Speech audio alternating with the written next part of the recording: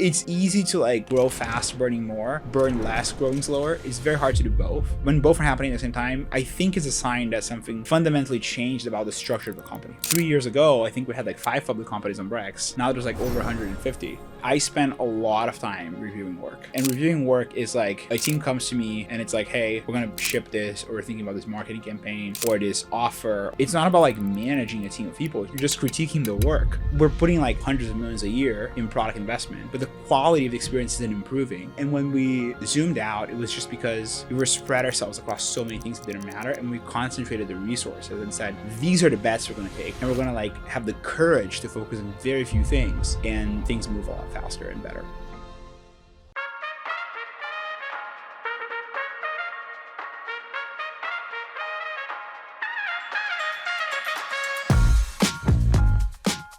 Welcome to Grit. I'm Juven, partner at Kleiner Perkins, a show where we go beyond the highlight reel and explore the personal and professional challenges of building history-making companies. Today we have Pedro, CEO and co-founder of Brex, the company that started with a corporate card for startups and grew into a leading financial platform, helping companies like Anthropic, Arm, Plaid, Robinhood, and more manage their spend every day. It's an epic story. Enjoy. How's your day? Busy. Like a day in Brex life, typically. So, but it's good. Yeah? How are you feeling these days? Busy. It's been a good year, but It's been a great year. it's been a great year. Can't complain. I'm really happy for you guys. Thank you. Is it odd, like going from the golden child of the valley, right? Like you have some of the craziest growth you've ever seen. You go to 100 million in like whatever, year and a half. Just like it just goes, right? I don't know how long it was. It was pretty quick, right? Year and a half, something like that. And then, the COVID years happen, right? Yeah. Then things keep going, and then all of a sudden, startups are going out of business. You guys have this huge team, big burn. Then all of a sudden, all the articles come out. Everyone starts to think, oh, they're done. It's over. Yeah. And then now you guys are on fire.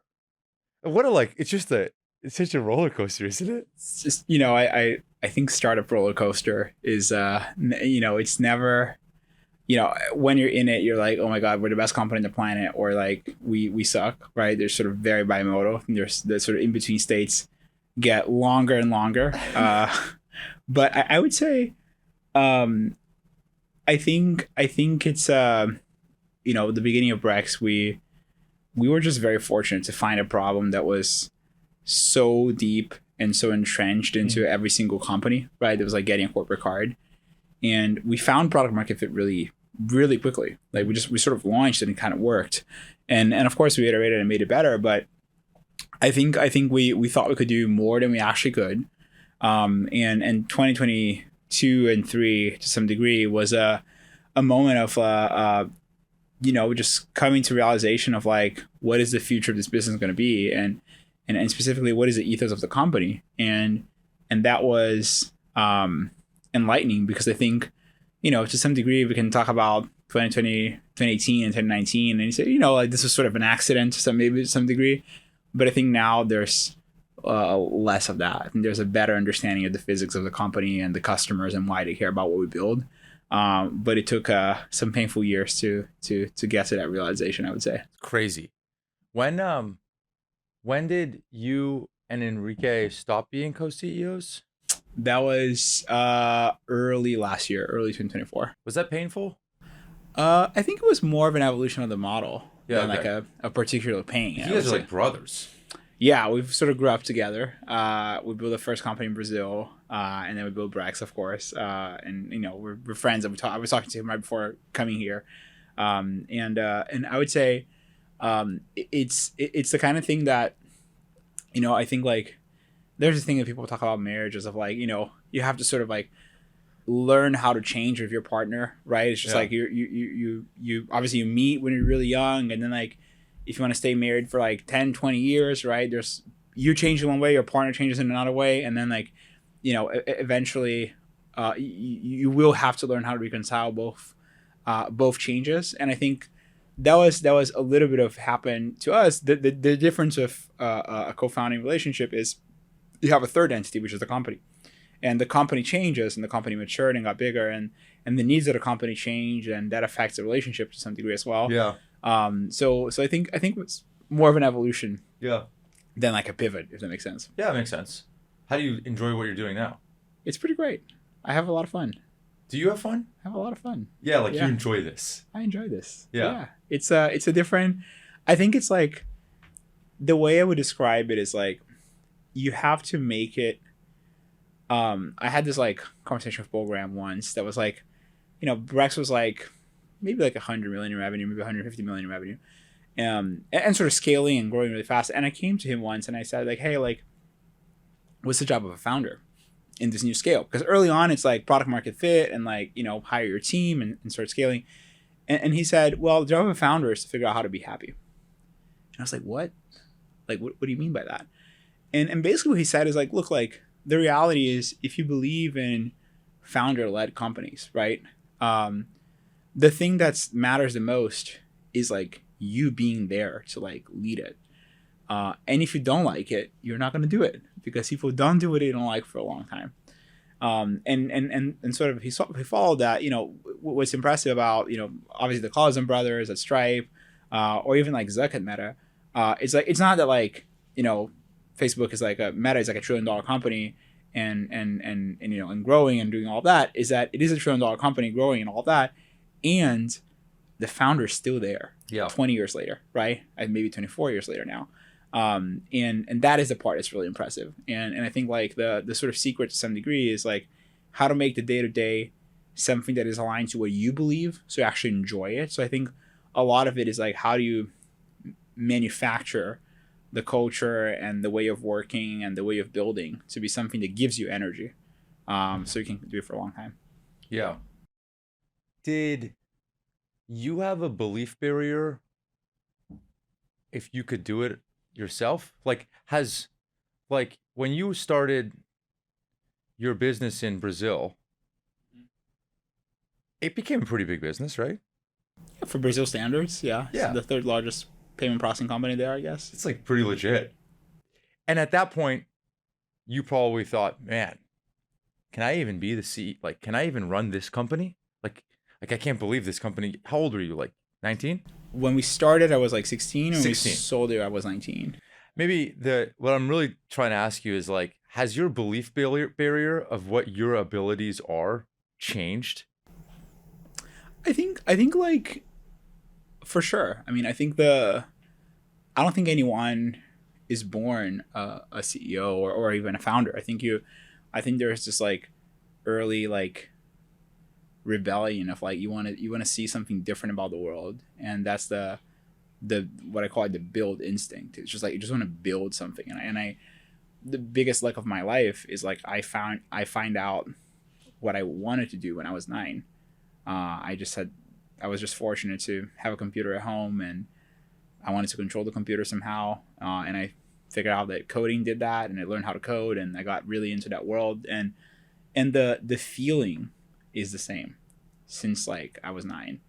The how changed, right? It became initially like jailbreaking iPhones, and then like building things on top of this jailbreaking community, and then it became building a payments company in the acquiring side for online processing, and then it became corporate card issuing, and then it became a spend management platform, and a lot of the things that we do at Brex, and obviously the company maturing changed the how, right? I think initially it was like I started Brex as like basically the CTO, like building a lot of the product myself, and over time as the needs of the company changed, you adapt the how around the building, if that makes sense. Mm-hmm. Like what does the build require of you versus like what do you enjoy doing, if that makes sense. So I don't think there's anything that I dislike about doing. I think it's just like a necessary condition of what you're trying to build, and then orienting everything around that makes the how just sort of a means to that end. Give me an example.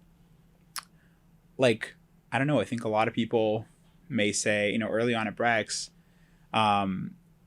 people tried to build this before, and they couldn't get a product in market, and And when we look, when we asked people why, it was because they got sort of completely overwhelmed by the regulatory barrier, right? They were like, oh, you need to be a bank to issue a card, and you need to like have a banking license, and you need to have or a banking partner that lets you like build your own systems. That's a really complicated thing. So like no one's ever going to do that.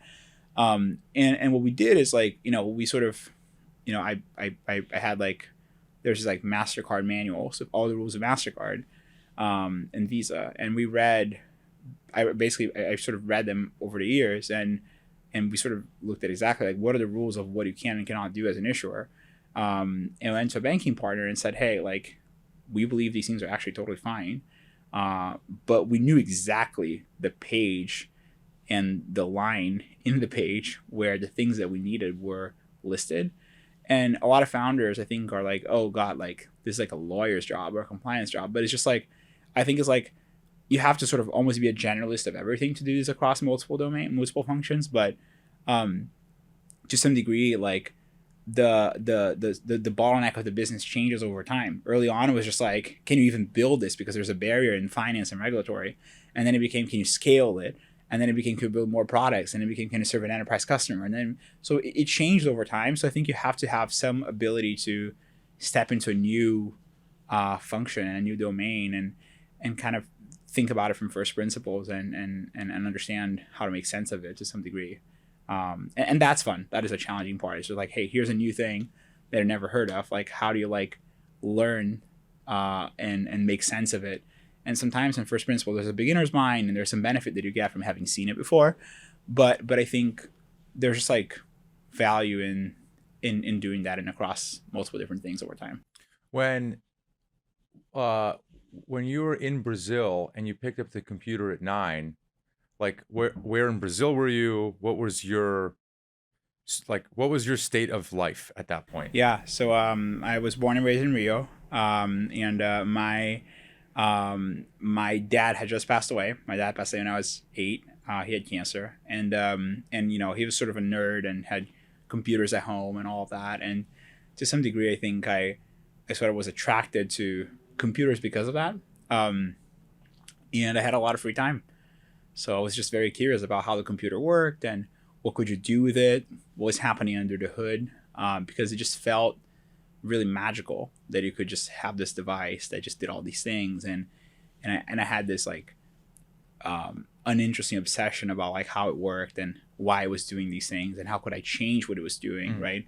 And yeah, I think like I just had a lot of free time and internet, thank God, existed. And there was not a lot of materials in Portuguese, which forced me to learn English, which in hindsight was a good thing for sure. But yeah, I think the internet's amazing. Just allows people like me to, change where they came from based on what's available there. Do you use the word like mastery of the computer? I don't know, maybe I'm wrong, but like, do you feel like maybe the passing of your father created some void of control that the computer kind of gave you? For sure. I think like I think you want to control something in your life, right? And then the computer is like one of the few, I think software engineering is one of the few professions that you can like control all the variables almost literally, right? If you think about like, you're like a structural engineer or an architect or you're a doctor, right? Like you can do your profession to some degree, and then there's variables that are outside of your control, right? Like the weather if you're building a building, or like someone's health if you're a doctor, right? Like and you don't control all the variables. So I think software engineering has this characteristic where you have a higher feeling of control, and that probably attracted me to some degree, that it was almost like its own universe. And once you get absorbed into it, there's like its own community of people that like obsess over different parts of the craft. So like, I think I was very interested in operating systems and distributed systems and things like that. And, and programming text editors, like how to really build a workbench that was very efficient to produce high quality software fast and sort of trying out different tools and things like that. But it almost came from a place of like play that I was just so curious about it and sort of try to get better at it. But the sense of control, I think, was maybe the initial impetus. Yeah. Yeah. Yeah. It's almost like the real world was painful, and this was a way of going into a different world and kind of getting lost in it and being great in that world. For sure, spending a lot of time in it. So yeah. Is your mom still in Brazil? No, she's actually in Italy now. What? Yeah. Do you see her? I see her a few times a year. Yeah. Okay. So does she know what you're built? Like, does she actually know how important the company that you're building is? I think so. I think she knows. Like, she reads articles. Yeah, she like sends me the links and it's like, oh, you didn't send me this thing to happen, and I'm like, well, like, I don't know, I'm not gonna send you everything that comes out, but I think she gets it. She loves Brex swag. We have great swag at Brex, so she loves like hoodies and t-shirts and stuff like that. She has all of it. So, but yeah. Were you like middle class, poor, rich by Brazil standards? By Brazil standards, like probably middle class. And now when she sees the way that, like, Brex is a whatever $12 billion company, like it's going to go public at some point. Like, I don't know when, but at some point. It's like one of the darlings of Silicon Valley. Does she look at, I don't know, is she just like, I don't know, as a mother, like, does she like in disbelief? I don't know. I think my mom had a, like she had a different, she was more supportive of my, I don't know more, but she was definitely supportive of my journey growing up in a way that maybe wasn't necessarily expected from someone in her position, right? So I went to work for like as a sort of professional software engineer for the first time, like in a company, right, when I was 11. And the way it sort of happened is this company saw that I was doing these things online, and someone that worked there was actually involved in very early on in building iPhone apps. No one knew how to build iPhone apps in Brazil back in 2008 or 9. And they went after me and they were like, hey, like, we want to hire you. And I actually didn't share my age online, so people didn't know whether I was like 10, 20, or 30, right? And they sort of sent me an email saying, hey, like, we'd like you to come work with us, and like, we'd love to meet you for an interview. And I told my mom, like, hey, these guys want to interview me. And I think like she had a decision as like, well, you could either like shut this down and be like, well, definitely don't go there, right? Like, you're not going to work, you're 11, or there's a supportive version of it, which is what she did. So she actually went to the interview with me and she said, hey, like, I think it'd be beneficial for him to be amongst like better people than him, but he's a kid, right? So she had this sort of way of dealing with it. And, like, at the same time, I remember back then that like this article came out that like Bill Gates' daughter could only spend 45 minutes a day, or like 15 minutes a day in the computer. And my mom was like, well, if Bill Gates' daughter can only spend 45 minutes a day, like, maybe you can spend 30. And that would have just like ruined my life, because like I was spending 12 hours a day in the computer learning how to code. And like, had she done that decision differently, like probably the rest of my life would have been completely different than it is today.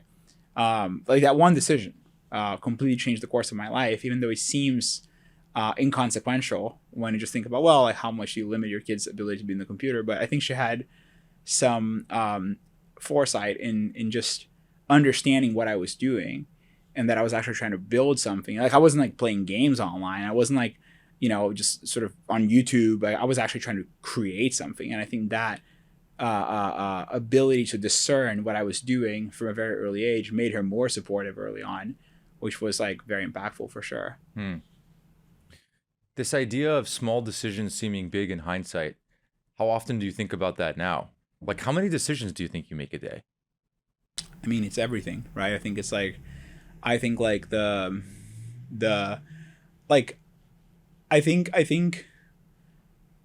think there's a very small number of decisions that matter a lot, right? But the thing that, on the other hand, there's a million decisions to do every day, right? And I think these are sort of paradoxical statements. right? You're choosing a bunch of things every day, and very few things matter. And I think like the way I reconcile that is like at the end of the day, like you live like these very big decisions. They sort of set the broad strokes of where you're going, but the reality is like you sort of live in a single day, and the way like any big plan happens or any big thing happens is by like a series of deliberate decisions that happen as well in a day, right? And there's this quote, I think it's from Tim Urban, that I really like, which is like, life is a picture, but you live in a pixel. And the idea is like when you sort of zoom out and you look at a big outcome, you're like, wow, that's like a really big picture. That's a really beautiful picture. But when you zoom in, it's a bunch of pixels. And you actually live in each pixel, which is today. So on today, Tuesday, or Wednesday or Thursday, what are the decisions that you're making that actually contribute to that outcome? And these are things like, what kinds of things to spend time talking about. One of the things I talk a lot about at Brex is like things take the importance you give to them, right? So it's like, if you talk a lot about something that doesn't matter, people perceive that that's important. If you talk a lot about something that matters, people also perceive that to be important. So it's almost like, how do you distill those big decisions almost in a belief system that sort of shapes the way all the small decisions happen almost automatically, right? So I guess like the way to think about it is these small decisions compound into bigger decision that actually really matters, but the big decision is just a lot of small decisions combined. Yeah, but using the analogy or the metaphor of your mom making the decision to just let you run wild on the computer as much as you wanted, whereas she reads an article that Bill Gates' daughter is, only spending 45 minutes, and so should you be spending 30? That probably seemed like a pretty small decision for her at the time. I think it's just like which things compound, right? That's the only way to go about it. Is what are the things that if you do every day, they get you to like dramatically different places, right? If you do a lot of it, if you do a little bit of it, or if you do none of it. And I think like learning a skill, including learning how to code, it's probably similar in the sense that if you're spending, and I'm sure I spend more than 10,000 hours coding in my life, but like if you spend, and probably, in sort of early ages of my life. So I think like to some degree, when you do that, like if I had done this over the course of 5 years versus 10 versus 15 versus 20, you get to very different places. And I think like, I really don't think, I think the biggest luck that I had was just like knowing what that is very early. And comparatively speaking, sort of having a 10-year head start on most people that are my age today. And to some degree, that all sort of boils down to having compounded that skill for longer, right? And having compounded that learning and the sort of sense of building from a younger age. So I guess the framework is like which things compound and which things don't. What are like practical things that do compound that you think about, that you focus on? Yeah. And what are things that you think most people think compound or think are bigger decisions that you tend to not think about? Yeah.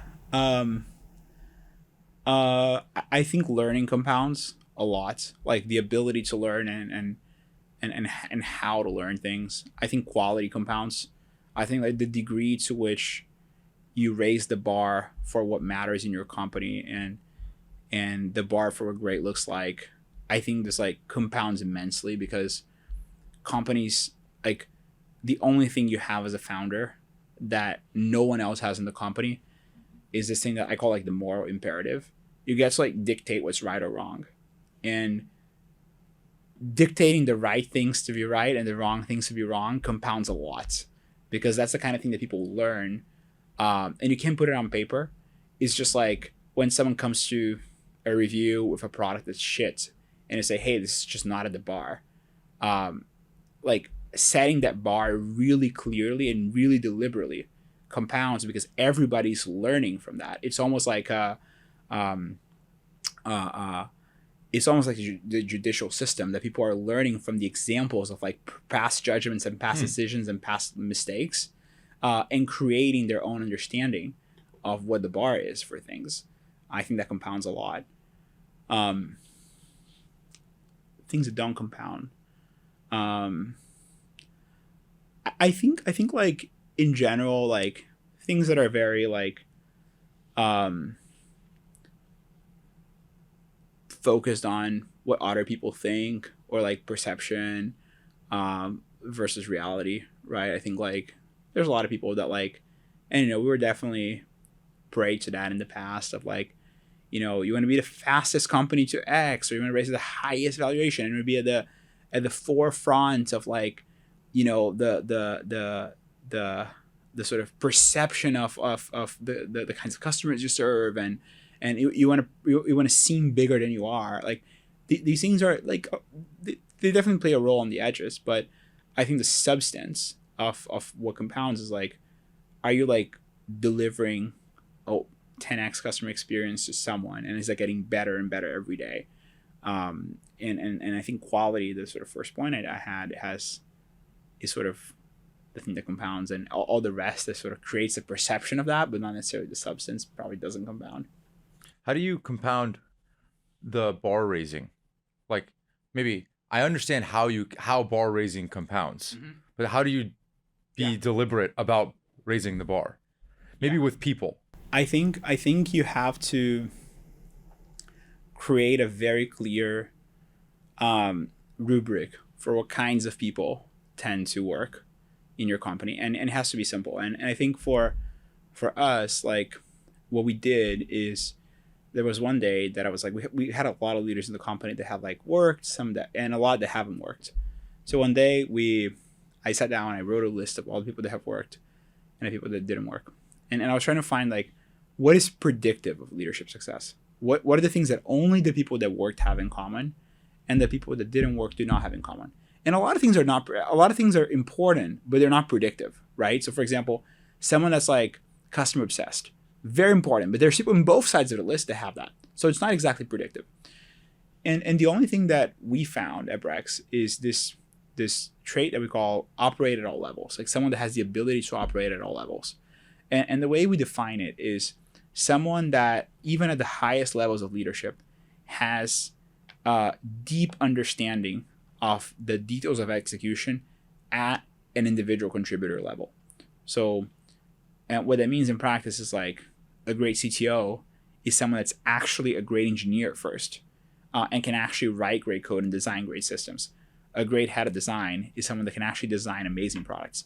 A great head of sales is someone that can actually go and close deals themselves if they need to. And doesn't mean they're going to do that all the time, but it means that they know the nuances of what makes someone great at the craft, someone great at selling, someone great at writing code, someone great at designing great products. And if you don't know how to identify greatness because you know how to do it yourself to some degree, or you know what the bar is yourself to some degree because you're intimately connected to it, there's no way to build a team that's great. And so I think the first thing is identifying, creating a very clear sense of like, who are the people that actually understand the craft and the specific nature of what is great work in this function that they're doing. And then the second thing is how to be very consistent with that across every layer of the company, and painfully so. So one of the things that we did in Brex 3.0 when we did a big cultural reset is we basically said, hey, we went through every leader in the organization and said, like, can they operate at all levels or no? And a lot of people couldn't. And we had this like, a lot of companies have this over time, this role that people call it like a people manager. It's like someone that's like, well, this person is like, they're sort of they're like a director of engineering, but they can't really code because they manage people now. Or, this person is like, they're like a VP of sales, but like they can't really sell because they're now managing the team. And that concept is just something that we eliminated. Like there's no role for that anymore, because what it means to be like, at the end of the day, there's no way to manage people divorced from the work. You're managing the work itself. Like a great head of sales is not managing the team that goes and then closes the deals. He's managing the deals through a team, right? It's like, Brian at Airbnb talks about this. Like, it's almost like, imagine like Johnny Ive at Apple, like designing the iPhone, managing the team that goes and designs the iPhone in the corner. No, he's designing the iPhone with a group of people. And it's just, it's sort of simple, but it is a very profound change in how you orient your relationship with the work and your relationship with what you put out there in the world.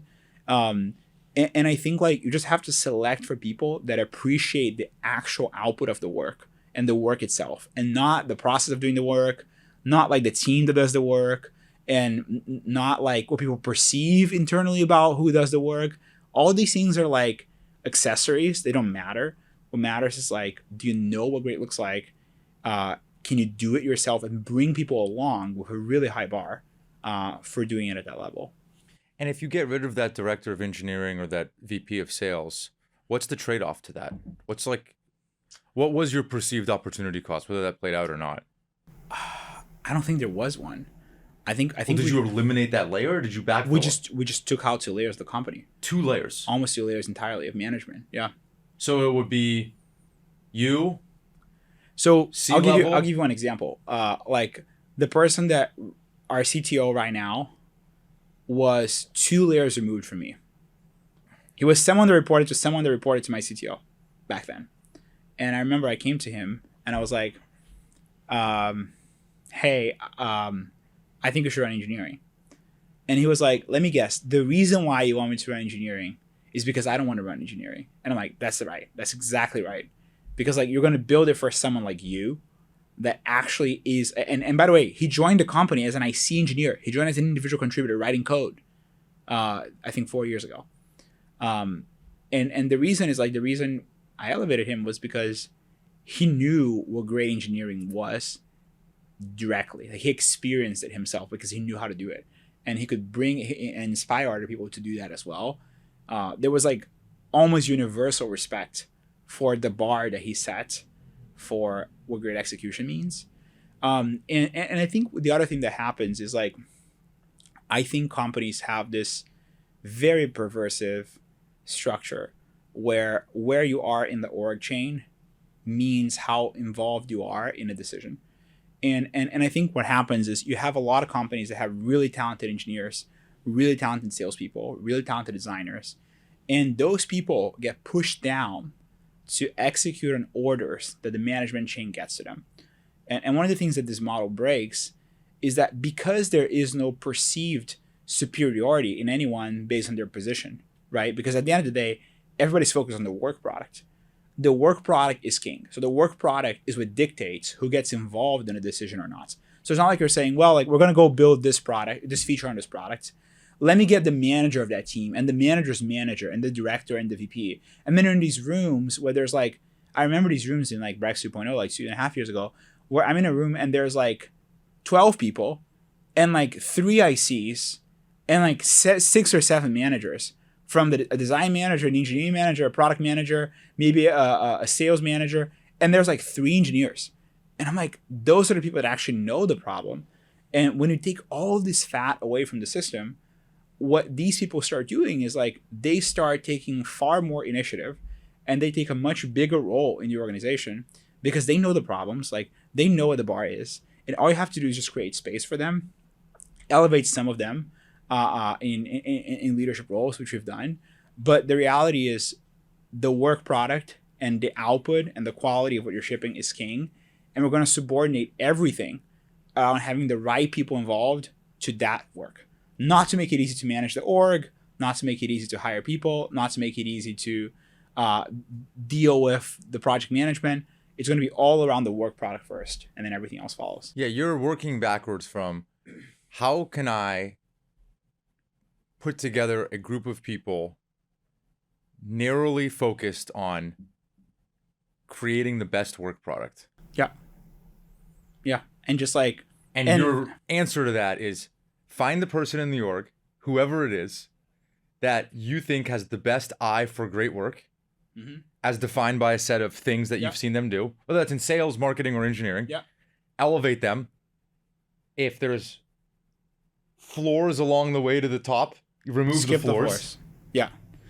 And the thing is, like, people, like, I mean, James, our CTO... And then bet on them to learn how to hire people. They will learn how to do that. And obviously there's a minimum, right? So I think like someone that has no aptitude for managing people probably Like an IC engineer probably shouldn't be the CTO of Brex. Well, even though the current CTO was an IC engineer, He right? was, but was he a manager after that? He was a manager after that. Yes, it's like something, something for sure. But I think like the way a lot of people like do that is they say like, well, like does this person have the experience in managing an org of this size? And I'm like, why does that matter, right? It's like this person was managing an org of like maybe 25, 30 people before, and now an org of like 350, 400. And when you look at it, you're like, what changes about the physics of the problem that requires like it's so much easier to say, okay, I'm managing a team of 50, now a team of 350, than say, I need to learn what great work is. It's almost like a different thing. It's almost like a completely different category of challenge, and I think most people that have that understanding and understand how to identify great people, also I think they have to have that eye for like which other people are also great, and being able to bring that along, of course. But I think people over-index on like how much does this person know how to manage a large org or a large team, and all that stuff is like not that hard. People learn that if they're smart enough, I think. And so is the net takeaway that you've had from this that experience is grossly overrated around anything other than taste for the work? I think that's pretty close to right. I would say experience matters to the degree that it exposes you to great work. And I think like maybe the perfect example of that is like you go to someone that's like you're like, oh my god, like I hired this like great like growth PM from Meta, and you're like, sure, but this person didn't do the thing that made Meta grow, right? That person worked in like 2009, right? Unless you're hiring the person from 2009 that actually is the CMO of Meta today. So that's like a pretty hard person to hire. You're not getting the person who actually was exposed to the great work directly. You're getting someone that was exposed to like a layer on top of a layer on top of a layer on top of a layer of something that was already working and scaled. So that person had like less exposure to that. So I think experience matters to the degree that it exposes you to that. So you have more of a palette to identify what it means in different contexts. But I think maybe the other common trend besides great work and great taste is like you hold yourself to a much higher bar than anyone else could ever hold you to, right? And the way I describe this is like, you know, someone up on something, someone made a mistake, and then you can go to the person, give them feedback, and you know that you don't have to be any harsh on them because they are like killing themselves inside. And they're like, oh my God, like this is like so stupid. I wish I had done this differently. Here's the 10 learnings. And they're like thinking about the shit in the shower. They're thinking about like, how could I avoid this again? How could this possibly happen? Like, how can I change this next time? How can I learn better? And I think if you have like taste for the work and great taste in general, and hold yourself to the highest bar possible so that not even me or your manager or anyone can hold you to a higher bar, those are typically some of the ingredients that I think tend to work. Yeah. My definition of this is the dolphin. Like if you imagine a dolphin going up and down in the water, like they're up in the air and then they're all the way submerged way under the ocean. And an executive, it's the number one thing, maybe the only thing that I look for in an executive. And an executive generally by definition has no problem being up in the air, like at a strategic level. But getting underwater is often the thing. Maybe that's your framing of the taste for the work. Yeah. And in many ways, like it's even more pernicious because if you don't get close to the work, how can you be strategic? Yeah, 100%.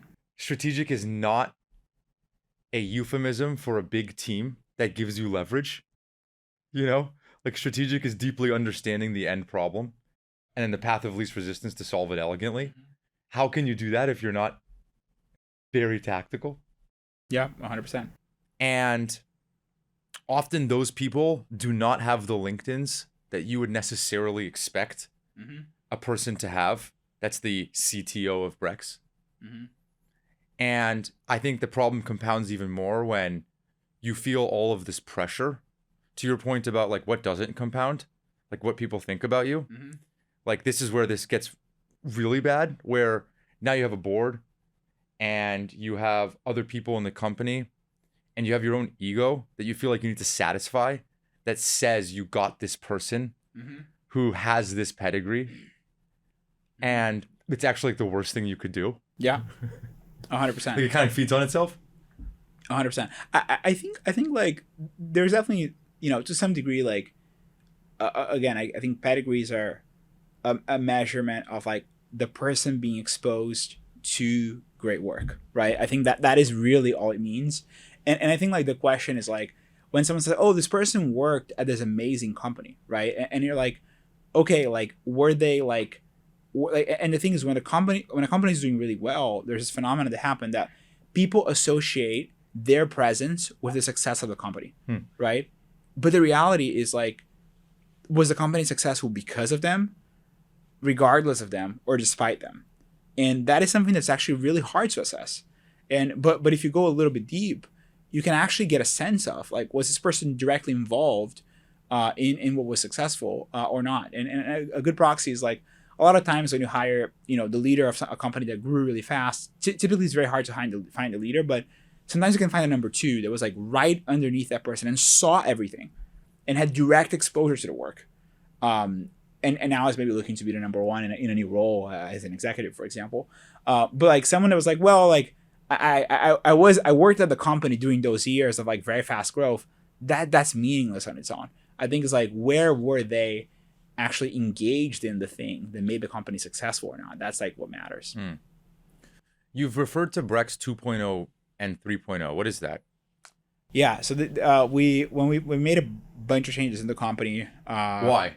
End of 2023. Well, we were not growing very fast, burning a lot of money, and we got to a point that it was pretty clear that like I wasn't enjoying the work. I wasn't enjoying what it meant to work at Brex. I wasn't proud of what we were shipping, and it just took a reset to be like, let's put a stake on the ground, and this is what the company will mean moving forward. And I decided to call it Brex 3.0. And 1.0 was sort of the early innings of Brex, like the sort of a credit card for startups. 2.0 was like the sort of ZERP growth that came a lot after that. And 3.0 was like the rationalization at the end of 2023. And when you say like growth slowed, burn was high, can you quantify that? I mean, we were burning a lot of money, like hundreds of millions a year. And growth was, Brex was doubling every year for a while, and then Brex was growing, poorly. Way less than that. Way less than that. Yes. And what did you grow? So that was 23. That was the end of 23. Yeah. And what happened in 24? Growth accelerated a lot from there. Back to what it was pre. Not exactly, but the base is much larger, Totally. right? So the base is like probably 4 times larger than when we started. So, growth accelerated, almost 3x since where we were before. Wow. And burn went down. Yeah, like close to 90%. Close to 90%. And is that a byproduct of the reduction of layers? Like not directly, right? The reduction of layers reduced some of the cost, maybe like 20% of the cost, 25% of the cost, but 90%? 90%. Okay. But that was, I think like, someone sort of said it to me, which is like, it's easy to like grow fast, burning more. It's easy to like burn less, growing slower. It's very hard to do both. And I think when both are happening at the same time, I think it's a sign that something fundamentally changed about the structure of the company, right? Fundamentally changed about how people are actually approaching the work. And I think like to some degree that's what I think happened. And it was it started with a big cultural change of saying, hey, like every leader has to operate at all levels of the organization. Number one. Number two is like we want to meet the customer where they are at all times. So we want to start by every time we sell something to a customer, we have to be solving a problem they have today. And because over time, Brex built a lot of products, and the company had this habit of like effectively selling everything we had into the customer on day one, which meant we didn't really solve any problems they came to us with. And the individual pain that was like actually making their lives very hard. So we decided to just meet the customer where they are first and win the customer first in one problem, and then earn the right to give them more and sell them more things over time. Three, we did a lot of cleanup in terms of like the comp model and incentives and incentivizing go to market on like revenue versus other metrics that were not revenue. We rebalanced a lot of people to be more equity oriented than cash oriented in their comp. So I would say a lot of like comp hygiene and incentive hygiene. And we just like narrowed down the focus on how to build a product. And what we used to do, and we did a lot of stuff on the product side. and what we used to do, which I think is what a lot of companies do, is like we had a bunch of teams, and and I kind of joked that in the past we had like one team working towards 5 initiatives, and now we have 5 teams working towards one. So we just like completely funneled down the resources towards fewer things and did them really well. We changed the way we build product to, instead of shipping every time, we still do that, but we actually now have 3 major product releases a year that we release, a massive number of changes in the product. I'm actually the editor of the roadmap. I spend a lot of time with the team thinking what we want to ship in each release and why. And what it does is it creates this ability to do a company affecting investment on the very few things that matter versus like spreading your resources across a number of things that don't actually matter at all. Because I remember just like using our product and being like, we're putting like, I don't know, hundreds of millions a year in product investment, but the quality of the experience isn't improving.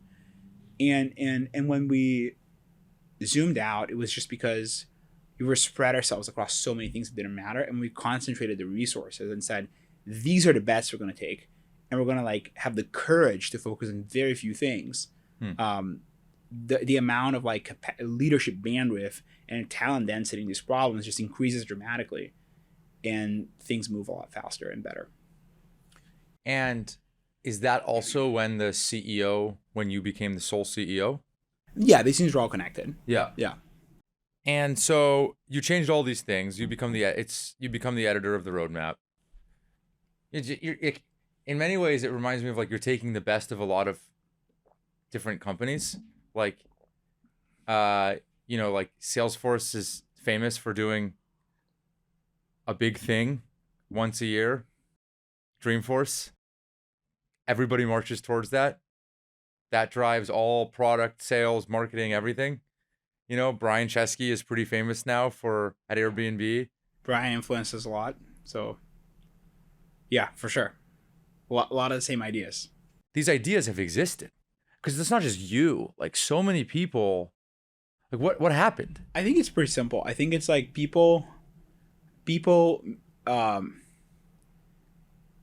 mixed your ability to ship software fast with the customer's ability to use it. And what I mean by that is we ship like hundreds of times a day, and the product's getting better every day. But the thing that a release process helps is back in the day, you had no option but to ship software every year with like a physical CD of the software, right? And I think like the downside is obvious that the product cannot get better, quickly as you learn things, and cloud made that better, right? All the things that we know about already. But there was a good thing, which is like the customer had very clear sense of when things would change and how should they change their behaviors to use these new things and benefit them. So what the release process does is it allows us to coalesce everyone around one moment in time that we actually deliver things to customers in a very big way. And not just the delivery from a sort of shipping the code standpoint, but from a go-to-market enablement, marketing, support training, implementation help, and all these things that enterprise customers need. So a lot of it came from us maturing as well and the kinds of customers we served because, 3 years ago, I think we had like 5 public companies on Brex. Now there's like over 150. Wow. And our enterprise business is, almost doubled last year and it's growing very, very quickly. And more companies, some of the most important companies on the planet are choosing to use Brex to run their finances, right? And that warrants a level of thoughtfulness about how we release and build software that this process allows you to do on not just shipping, but delivering value, which includes, of course, delivering the solution on your mobile app and website and et cetera. But most importantly, making sure they get value, they use that the right way. And maybe the last thing I'll say is the other thing it does is like I really believe that like the company needs like rhythms to function. And the rhythms have to come from the top. And I at some point in my life, I was like fascinated by like the sort of hyper distributed model of like Amazon, like the two pizza team kind of story. And I think for their business that works really well because things are so segregated, right? Like one product category is very different than another product category, sure. Right? AWS is very different from retail. But in the business like Brex, where customers are really buying a unified experience of financial services and software, you need a singular product vision for how all these pieces fit together. And that articulation has to come from the top all the way down into every layer of the organization. And what the release process allows you to do is to coordinate everything from the top versus expecting teams to coordinate stuff on their own, which is like really timely, really costly. And it's just far more prescriptive about what you want done and what you want shipped, which I think just creates clarity for where the company's going. As a part of 2.0 to 3.0, did you change your day-to-day of leadership? Did you change how you think about organizing your day, your months? Yeah. Like what? What'd you do? I spent a lot of time reviewing work. A lot of time of just like probably half of my time. And reviewing work is like a team comes to me and it's like, hey, we're going to ship this, or we're thinking about this marketing campaign or this offer or this like whatever, like anything, or this PR strategy, whatever it is. And just spending far more time actually reviewing the work itself with people that I trust and reviewing, but also jamming on things with the teams that are actually doing it. So I spend probably I would say a third of my time on sort of traditional CEO duties, like running the leadership team, running my direct reports and all hands, things like that. Then a third in like reviews, and then another third in like 1 or 2 projects that I'm typically involved almost as an IC, actually, pushing things forward in a direction that I believe in something that is like company affecting to some degree. And 2/3 of that, if you think about it, it's like, it's not about like managing a team of people. It's just like, you're just critiquing the work. And a lot of it is the taste making of like saying, this is the bar for what we want in terms of the things we ship and the reviews that we're doing. And like, here's the ways in which I want to personally influence the direction of this initiative or project that we're building. Are you writing code? I actually am now, because I'm getting pretty involved in the AI coding tools. Cursor, I played with Windsurf a little bit over the weekend. It's good. It's pretty good. Both of them are pretty good. I played a little bit of Devin and Vercel and V0. Yeah. We've been pretty impressed on the prototyping side. So Retool, one of our customers, we've played with it as well a lot in some interesting things internally. So I'm actually doing it, but not as much from the perspective of shipping things, but from the perspective of like learning the physics of what it means to be a software engineer in this new AI era. Were you worried about the perception of this extreme level of change? Internally, externally? Either. Both. No. I think like Actually. not really, because like the thing is like people. Also, to be fair, you didn't have much to lose at that point. Like, it was not like you were doing it during the Yeah, I mean, I think growing it's like 3x. I think people forget a few things. Like first is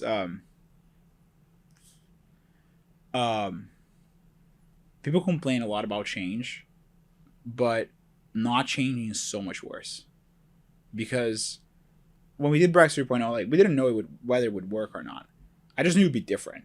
It's like maybe it's not gonna work, but it's for sure gonna be different than where we are now.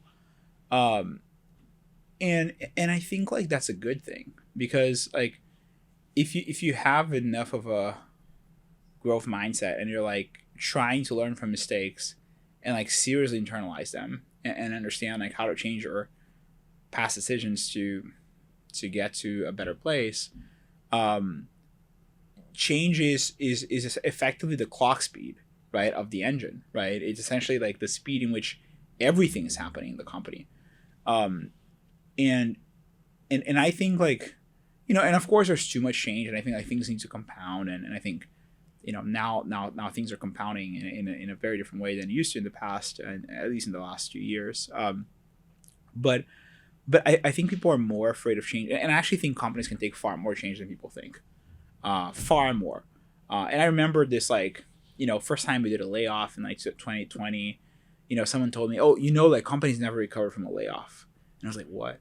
And it's like, yeah, like X company, Y companies, Z companies did layoffs, they never recovered. And then people told us again, and then people said, well, companies never recover from like more than a 50% change in the leadership team.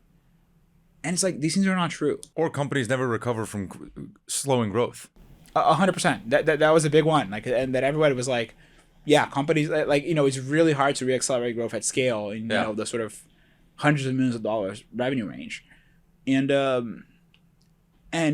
you're like, sure, like I hear you, right? But you're talking about like this is like you're talking about the stats, like oh these are the stats against you or in favor of you, and I think like you don't like as an operator, right? I think like you don't live in a world of stats. You live in a world of black and white. Like things are gonna work or not gonna work, right? And you're trying to make them work.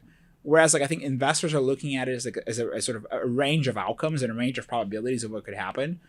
But I think like at the end of the day, like it's all about the work that you ship and the work you put out there. So it's almost like reducing to a very simplistic framework, and it's almost like, what is the quality of the product we're putting in front of a customer? And if that gets better, like everything should get better. And what is the quality of how we're actually selling and explaining the value of this to customers versus everything else that exists? Is that experience getting better? And if it is getting better, everything should get better. So I think you almost have to be sort of ridiculously reductionist to say like, okay, if the building blocks, if the atoms of what constitutes the company's success are working well, and I think that's like the quality of your product, the quality of your go-to-market, and the quality of your people, right? So if these three things are there, it's almost like just give things time, and the results will probably come. But it's like, but the thing that's hard is there's no feedback loop until things are working, right? And I think like I remember like 3 months into Brex 3.0 or 4 months into Brex 3.0, people are like, are things working? And people are asking me internally, like, is it working or not? And I'm like, I don't know if it's working. I just know that like the quality of the product is higher. And I just know that the quality of the people is higher. And I just know that the quality of how we're selling and the go-to-market execution is higher. That's all I can tell you. And I believe these things to correlate very highly with a company being successful. But that's all you have, right? There's not much more than that. So I think like the these are the things to focus on and change everything in service of these three things working, and kind of ignore the noise. When you promote the engineering manager into the CTO, were you not worried about backlash internally or perceptions around a move that extreme? Yeah, I mean, first, like our previous CTO was like very much on board with the plan and Yeah. very involved in the transition, right? So he was very. So I think like his support probably helped internally. Sure. Two, like one of the things that this may be a little controversial, but I think it's true, is like you as a leader, like you are not in the job of converting people, right? And I think a lot of people are like, oh, like, come here, do a save call because this person is like supposed to leave and they may go to a company. And it's like, you can't control that. Like people, like all you have to do is say, here's the way we're going to do things. And if you believe in that, that's awesome. We're going to go crush it. And if you don't believe in that, honestly, you should probably go. And I think a lot of the psychological challenge of turning the company around and I think of doing any kind of big change in a company is that you see a lot of people leaving because they don't believe in the thing. And they say, well, like, and there's all these reasons of like, well, this other offer is great, or like, I've been here for too long, and I think the only way to not be like psychologically crushed is if you say, look, there's going to be believers and non-believers, and it's actually fine if they leave. And it's like not frowned upon. And I'm friends with a lot of people who left the company and they didn't believe in the direction that we're going, and we have great relationships, and that's great. But there's a very big difference between whether they believe in the way you're doing things or not, and there's no such thing as converting someone. All you can do is tell them, hey, here's how we see the world, here's how we're going to do things, and of course you have to live by these things. You can't just say them and not do them. But assuming that it's actually happening, some people will self-select out, and that's a positive, right? That is the culture creating enough pressure in itself that people are saying, maybe that's not for me. And we did a lot of things that were unpopular, right? We said, hey, I'm going to be the chief product officer, and I'm going to edit the roadmap and say exactly how I want to build things. A lot of people said, this is not for me. A lot of people in product said, this is not for me, right? Then we said, we're going to go back in person. A lot of people said, this is not for me, including a lot of leaders in the company that said, hey, I like working remotely. And we're like, we think a culture of intensity is important, and intensity is easier done in person, and building connection amongst the people that are working really hard is easier in person. Another thing that we did is we said, hey, like we will focus a lot more on the actual work than on managing the people that do the work. Doesn't mean managing is not important, but it's going to be secondary to what we ship. A lot of people don't like that. A lot of people believe that their careers are being managers and managing people and building teams, and also something unpopular. And every time you do one of these things, some people leave, and the thing is, like, you have to almost reframe it and be like, that is actually the system self-correcting itself, and people choosing to be aligned with people that have similar beliefs, and then they're going to hire other people that have those beliefs and will actually amplify the thing you're trying to do forward, because that is what the culture is. The culture is like, it has to have some level of antibodies to things that you don't tolerate, right? Because otherwise, if it's like bland and something that like anybody can fit in, anybody can belong, anybody can do this, then there's no meaning behind your choices, right? Because it's not creating the right selection pressure. What else did you do that you think was controversial? Maybe controversial internally. Like on the comp thing. Did you actually reduce people's cash? To some people, yeah. And increase their equity? A lot of people. And we increased a lot of people's equity. People that you thought were valuable. Very valuable. Like that you would have promoted. 100%. And you said, hey, we think you're one of the best stars in this company. We're going to lower your cash. Yeah. And we had this model. That feels controversial. Yeah, it is controversial. And I think like the belief that I had is like, people are not going to get rich here on cash. They're not going to make money on cash. Cash will be the way they pay for their everyday expenses and their sort of immediate life needs, but you're going to build like generational wealth through your equity. And I think like people believing in the value of the equity is like a very important thing in a company.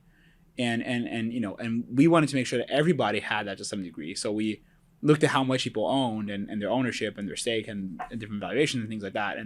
And we sort of readjusted some of that.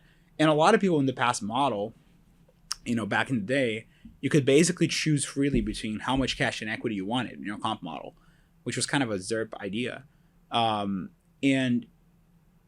that created people that just like selected more cash. And some of them were low performers and we just ended up parting ways over time. And others just had sort of historical baggage that said, hey, we're changing our philosophy and we'd love to have you on board, but there's going to be a change. And by the way, everybody's changing. So the other thing is doing it consistently. And we said, hey, there's a max salary cap in the company of X. No one makes more than X, including me, including everyone. And you're going to be at that max because you're above the max today. And that was like really healthy, just creating that like collective sense of like everybody's giving up something in order to get the things that we're actually What about bonuses? Can you? We don't do bonuses today. Nobody, except for sales. Except for sales, yeah. I don't really believe in bonuses personally. I think they have a role when the company's like cash flow positive and profitable. We're not there yet, although we're getting closer. I would say like I think like bonuses can create a culture of like rewarding like spot performance versus like consistent performance. And I think like the fundamental belief that I have is like I think comp is like a hygiene factor, not a motivating factor, which means like sort of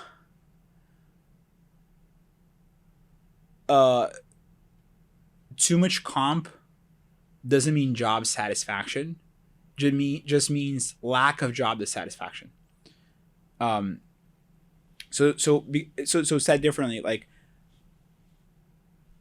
when people are not compensated enough for their roles, of course that affects them because there's a sense of fairness and there's a sense that they're not being rewarded.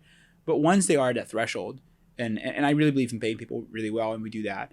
I believe the best people are not motivated by the money. They're motivated by the sense of doing great work and being part of something that is aligned to their values and something that is aligned to their sense of identity of what they're putting out there in the world. Because I am that way.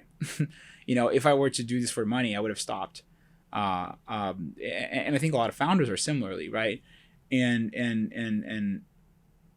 I think that's true for a lot of people that are great at their work. Like, and of course, like people make a lot of money at Brex. Of course, like there's going to be a lot of like people that, create generational amounts of wealth through the company, and we're really excited and proud of that. But that said, that's not the why. That is the outcome. The why is because they believe in that way of working, I think. Are you in the, talk about this however much you want, are you in the camp of like you want to take this company public? Are you in the camp of a Stripe, like I want to stay private for longer? I don't know, do you have a philosophy around that? I'm not actually asking you when. Yeah. Our philosophy is like whatever, like how do we compound this thing for a long time, right? And we're gonna go public at some point. The timing is dependent on the predictability of the business, on the market. There's a lot of variables there. But for us, like we're religious about like. But the market's ready right now. I think there's a ton of appetite. Yeah, I think like for like quality growth companies, and you could argue that your business is in a pretty good spot. Part of me is like, I just had the Amplitude founder and CEO on, Spencer. Do you know Spencer? Yeah. And they went out at 100.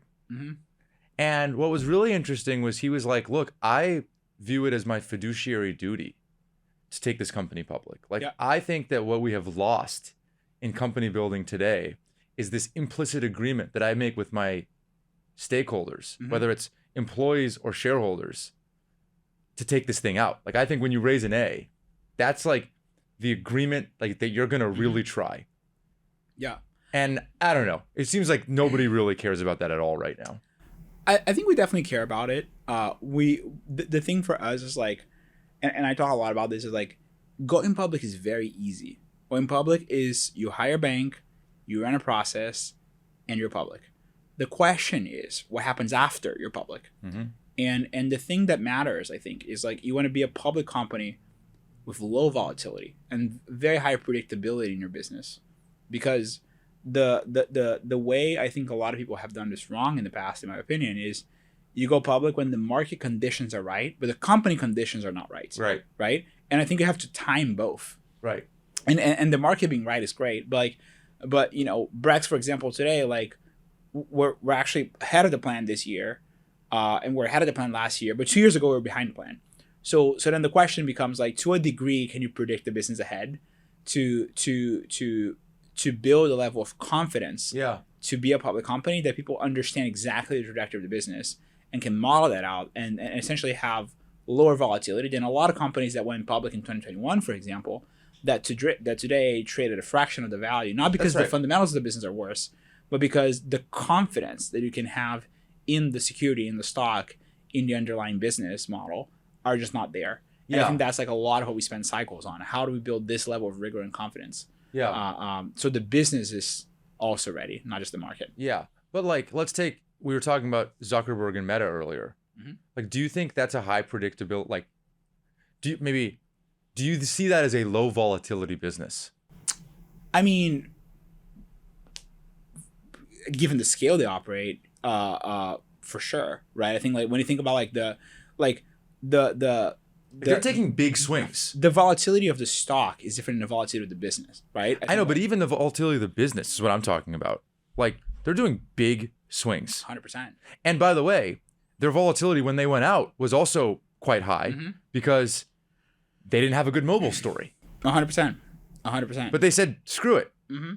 Like to your point about like going from 2.0 to 3.0, you don't know the outcome, but you know it's going to be change. Yeah. And change is good. Like, you rationalized it once already. Yeah.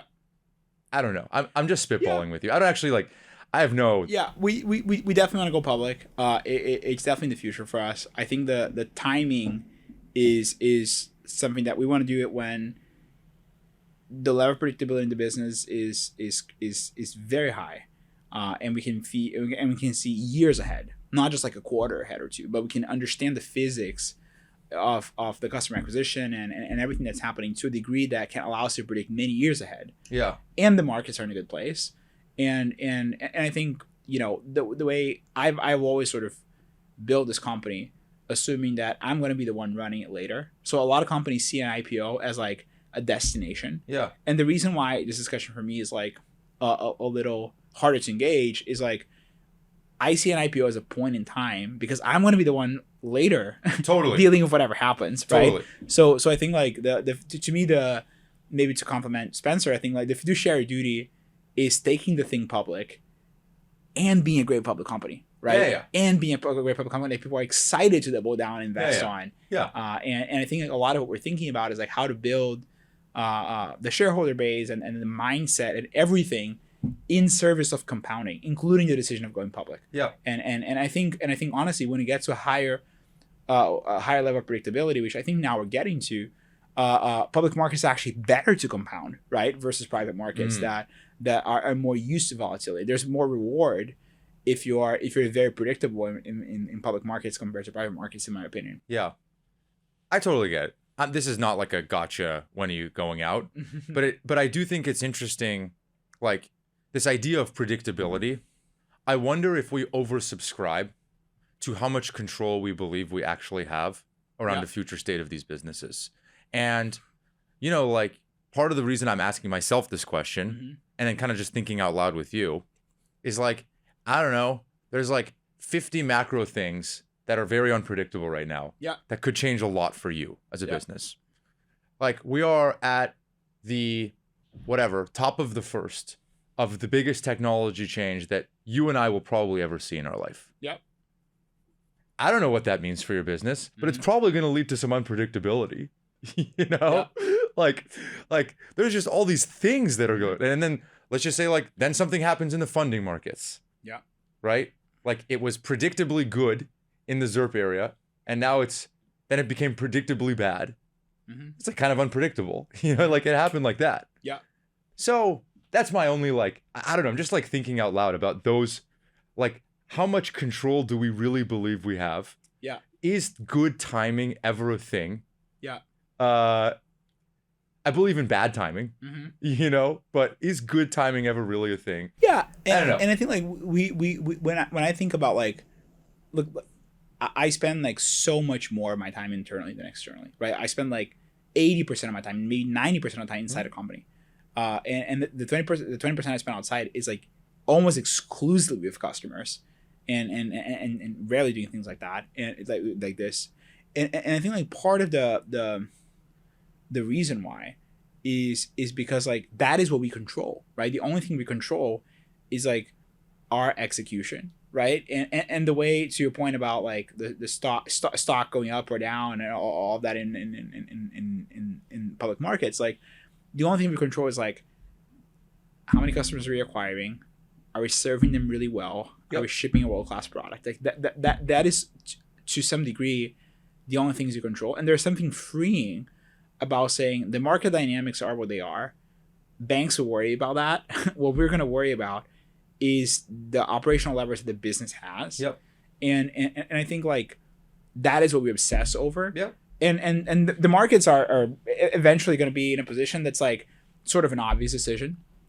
And by the way, I'm not saying like I think the takeaway for me, hopefully from this, is like we want to go public when we can be a great public company for decades. Totally. And that's like the promise, I would say. Yeah. And by the way, I actually think most of the companies that could be public right now that aren't are almost without exception the ones where the founder is like, I'm going to be running this company in 10 years when we are public. Like, I have to bear the weight of this decision. And to be clear, I think there's no fear in running a public company. I think the fear is that the bar gets sufficiently higher in the level of predictability of the business. And I think we take that very seriously. Yeah. More than anything. I think like, you know, we see exceptional founders. We see like Zuck, obviously at Meta. We see Elon at Tesla. We see so many people compounding in public markets, and that's totally possible. And eventually the outcome for us, I think, is just a matter of like when are we at the bar? Yeah. To Totally. clear the hurdle. Yeah. Do you think about what you, if you're running this company in 10 years, like let's imagine yourself in that seat. Yeah. Do you think about what would have to be different? Maybe what you would have to be doing differently to think about the idea that you have been at the helm of Brex for, at that point, it'll be basically 25 years. No, 20 years? 20 years. Yeah. 20 years? Less than 20 years. Like you're at your half-life now. You think about yourself in 10 years continuing to run this company? Like, do you think about how you would have to readjust your life in order to get to that point? I mean, I don't think that much changes, right? Because like it's just like, you know, I'm getting married this year, and it's like I'll probably be married to the same person with a family, hopefully. You know, living in the Bay Area, coming to an office, working with people I like. So I think it's like, again, the sort of point earlier, like life is a picture, but you live in a pixel, right? And I think it's like, do you enjoy the pixel that you're in right now? And I think like I enjoy it, right? And I think like as long as you're compounding it into something bigger and more impactful and more meaningful, right? I think like that is the limiting factor in terms of you know, what does the sort of overall picture look like? And I think if you're compounding the picture, there's no reason why the picture wouldn't look good. I believe, and do you enjoy the pixel that you're in right now? I'm excited about a lot of things that will change with AI. Obviously, we think a lot about it in the business internally and in our product, but and what it means for customers. but that's like the fun part. There's like a little bit of volatility in terms of the world right now, so it can Totally. take bigger swings. Have you changed anything from 2.0 to 3.0, or even as you've evolved at running the company on your personal side, like how you think about your sleep, how you eat, how you wake up, Yeah. like how you bring all the juice to Yeah. your work? I think Do you think about that stuff? a lot. I mean, my mental model is like, I think like the CEO job is like kind of like a professional athlete, in the sense that like you have to take a lot of boring but important steps in order to be able to like go out and run, right? And to me, it's like there are things I do pretty much every day religiously. What? Meditate, sleep, diet, exercise, and I do therapy once a week. And if I don't do any of these 5 things, like typically things like start to fall off the wagon a little bit. Meditate, sleep, eat, workout, therapy. Yeah. I do all those every week. Do you do all 4? I do all 4 every day. Every day. Every day. No matter what. What are you the most psycho about of those 4? Meditating. Meditate. Like I mean, I'm pretty focused on diet, and exercise is the hardest to fit in, but I do fit in like. It takes the most time. Good 4 times a week. Yeah. Meditate takes half an hour a day, but I do like every morning religiously for the past like 5 years. Wow. And it's like doesn't matter which day, doesn't matter where I'm at, doesn't matter like anything, doesn't matter what's happening in the world. I just like sit down and meditate for half an hour in the morning, and it just helps you like ground yourself. Eating? What about eating? I try to eat very cleanly. I don't eat sugar. I try to eat not a lot of carbs. More sort of protein heavy diet. No sugar? I try to avoid sugar a lot. Yeah. Drinking? No drinking. I don't drink at all. Have you? Zero. Did you used to? I used to until like a couple of years ago. Okay. And then I just like fully stopped. It's really hot right now in Silicon Valley. I mean, I've been out of it for like a while. I don't miss it at all. Yeah. Honestly. My fiance misses that I don't drink probably more than I do, to be honest. She was in New York for a while, and that's hard there. That's true. So what else? And a lot of sleep hygiene. Sleep is hard for me. Is the one that like I actually. Because your mind's racing? Yeah, I just put like a lot of. You have to put a lot of like work in the sort of sleep hygiene, like no device in your bedroom. I try to meditate before going to bed, like journaling. Some things like that help. But sleep is I would say the most challenging one for me. It takes the most amount of cycles to get right. Yeah. But yeah. When you work out, so maybe actually. When you don't do one of those things, is it punitive? Do you beat yourself up? I mean, meditation. I just can't function as well. So it's just like, I just sit down and do it. I just sort of stop what I'm doing and go do it. The other ones, I would say it's like, it's not like punitive, but it's just like, there is a tax that you're taking, right? And there's like a debt that you're accumulating. And I think like it doesn't mean debt is bad, but it can be bad if you do a lot of it, right? So I would say it's something that you almost keep a balance, and I try to be disciplined about it. I think it's also like the thing of like, I think the job's pretty stressful. And I think it's almost like you have to take care of yourself first before you can take care of others. And the sort of expectations or your bandwidth, your availability, the people you take care of, the amount of energy the company consumes from you, right? Like I think effectively a lot of the CEO job is just like energizing the company. You just go in and say like, we're going to do this, and it's going to be fast, and it's going to be good, right? And these things take energy from you. So I think it's almost like the sort of most selfless thing you do to some degree is take care of yourself, because that's what allows the rest to happen. But Pedro, like when you have a shit day, you didn't sleep well the night before, a terrible meeting, somebody quits, your fiance is like mad at you for something. Mm-hmm. You had a worse workout than you wanted to. Yeah. And like, do you not want to go and like just eat pizza or something, or like go have a drink? Like, do you not like, there has to be some outlet. I mean, sugar sometimes is an outlet. The other one is walking. I actually like walk a lot. Not. I mean, I mostly on the weekends these days, but like I try to do everything I do in SF walking. There's something like physiological about you just go out on a walk and you come back and things are like slightly calmer, slightly more in place. Drinking and like binge eating, especially like things that are very fatty, like typically make me sleep worse and make the problem worse. Sugar's just like good, so it's a little different, but I would say I think I'm trying to be very mindful of like which things actually help and which things make the problem worse. Mm-hmm. And some things just makes it worse, and then have to deal with a bigger thing later.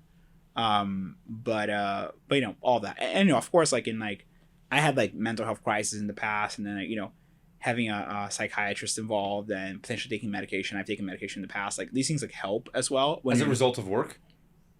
Yeah, 2021. You went and saw a psychiatrist. I mean, I see a psychiatrist for the past like 4 years, right, and a therapist. Do you believe that you should have been on medication? During a crisis, absolutely. Yeah, absolutely. Anyone should. Yeah, stress is like. What was the crisis? Just deep anxiety, like deep anxiety, like getting in front of a computer, opening the screen, and like literally not being able to focus. You're just like sweating, cold, of anxiety. And there's a way out of it. It just takes time and patience and work and a great doctor, and you know, a great support system around you, of course. But your solution wasn't let me stop working. You have to do that as well. The problem is it comes back, right? You have to sort of integrate you have to sort of make sense of what's happening and why it's affecting you, and treat the symptoms, and do things that make it more manageable every day, right? But it was like a moment that like I had a girlfriend back then. We had just broken up. Company was going through a lot of change, and you know, I sort of sensed some of the things that ended up creating the big issues starting to like brew, and just like affected me a lot, and yeah, I was like very anxious, very anxious. Couldn't sleep. Yeah, couldn't sleep, taking meds every day, and it's a very shitty state. How long did it last? Like 3-4 months. Did you think it was going to go forever? Yeah, for sure. I mean, I think it's like it's not like, I think the thing is I mean, I was like, how old I was back then, 2021. I was like 23, 24. And like, and there's a very debilitating feeling. And I remember like I was in LA during the pandemic when that happened. It was like the middle of the pandemic. I remember like being inside my house and it's like, gosh, like I'm like 24 years old. I have like a great job. I'm perfectly healthy. And like I cannot function right now because I'm too stressed. And I remember like it's a very shitty feeling. And I remember this feeling of like, you know, jumping in meetings and being so stressed. Like the only thing that would like calm me down was like go watch a movie, like a Pixar movie, like a very dumb, like, you know, sort of, you know, children movie, to just like calm down. And that's like a shitty state to be in. But you learn how to, like, it's definitely possible. You can definitely see how people that don't take enough good care of themselves can get in that state. And do you think it was a result of not doing the things that you're doing now around eating, sleeping, working out? Not directly. I think it was more like the jobs changed a lot. I think the complexity of the company changed a lot. I think the expectations, and I didn't know how to be successful in the role that I was, and the sort of scale of the company. And I think my personal life wasn't very clear. I had a relationship. I was then single in a different city, right? It was a lot of sort of more alone than used to.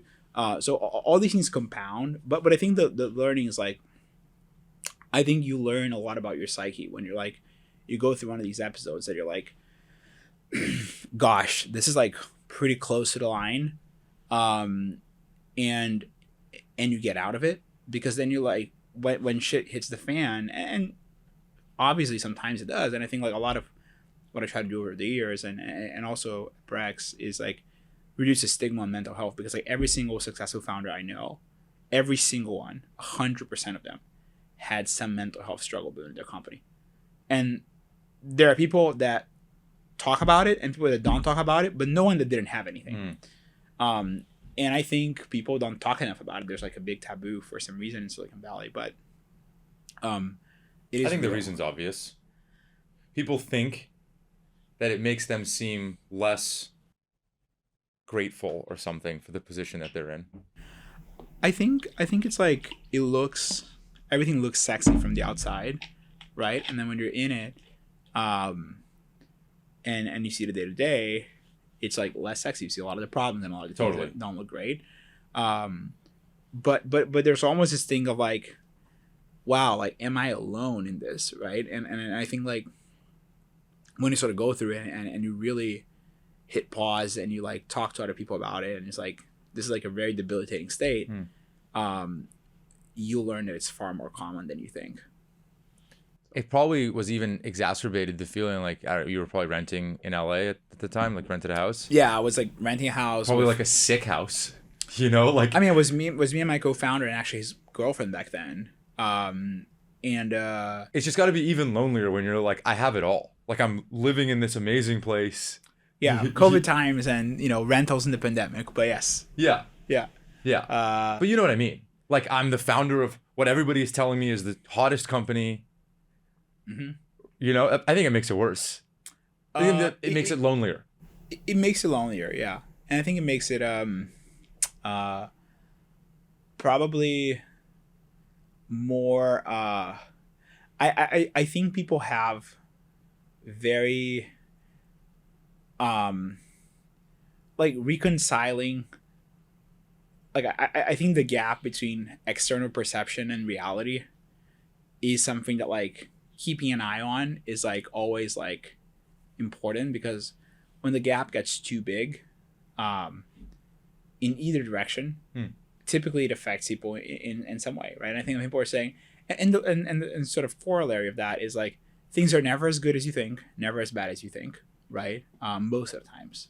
So but when you're in the verge of it and things feel like, oh my God, I'm so anxious, like things are so stressful and so bad, or like, oh my God, I'm so amazing and so good and everybody wants Brex or, you know, my company or whatever, it's also not that either, right? So I think it's grounding to understand that, and especially with like social media and you know, the way we consume information today, like, you know, extremes get far more weight than they probably deserve. So thank you for doing this. Happy to. This is fun. This is really fun. You're a great interviewer. I really appreciate it. I appreciate you. Thank you for having me. Are you hiring? We are hiring, yes. Brex.com/jobs. Anything in particular or everything? Everything. And customers too. Anyone that needs to manage spend and on corporate cards, banking, bill pay, globally in the US, startups, all the way to enterprise customers. All the way to the government? All the way to the government. Hopefully, fingers crossed on that one. Shoot is Brex. So yeah, looking forward to serving more companies. When you hear the word grit, what do you think of? Resilience. I think it's just like the ability to keep showing up, even when like shit's not good, and I think like people are